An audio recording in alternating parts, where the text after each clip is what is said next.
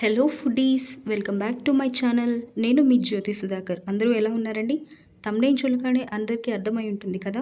అవునండి, ఇవాల్టి మన రెసిపీ సింపుల్ అండ్ ఈజీగా చేసుకునే టొమాటో చట్నీ. అందుకోసం ముందుగా స్టవ్ వెలిగించి ప్యాన్ పెట్టి 2 నుంచి 3 స్పూన్ల ఆయిల్ వేసుకోవాలి. ఆయిల్ కొద్దిగా హీట్ అయ్యాక పోపు దినుసులు అంటే ఆవాలు, జీలకర్ర, పచ్చిశనగపప్పు, 1/2 టీ స్పూన్ మెంతులు, అది మీకు ఇష్టమైతే వేసుకోండి.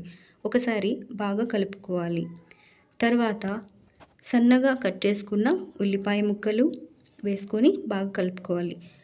వాటితో పాటు సన్నగా కట్ చేసుకున్న పచ్చిమిరపకాయ ముక్కలు కూడా వేసుకొని కలుపుకోవాలి.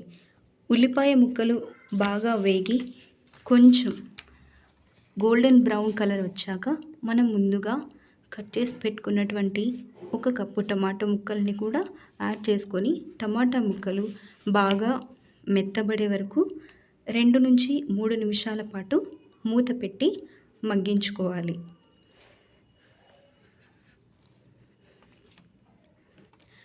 టమాటా ముక్కలు బాగా మగ్గి టమాటాల నుంచి ఆయిల్ సపరేట్ అయ్యాక 1/2 టీ స్పూన్ పసుపు, 1 టీ స్పూన్ కారం, రుచికి సరిపడా ఉప్పు వేసుకొని బాగా మరి 2 నిమిషాల పాటు మగ్గించుకోవాలి. టమాటా ముక్క మొత్తం మెత్తబడిన తర్వాత చివరగా కొత్తిమీర వేసుకొని స్టవ్ ఆఫ్ చేసుకోవడమే. అంతే, ఎంతో సింపుల్ అండ్ ఈజీగా చేసుకొని tomato chutney ready.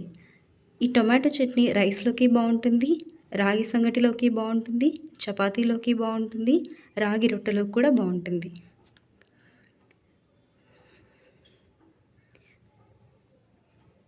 If you like the video, please like, share and subscribe my channel. Thanks for watching.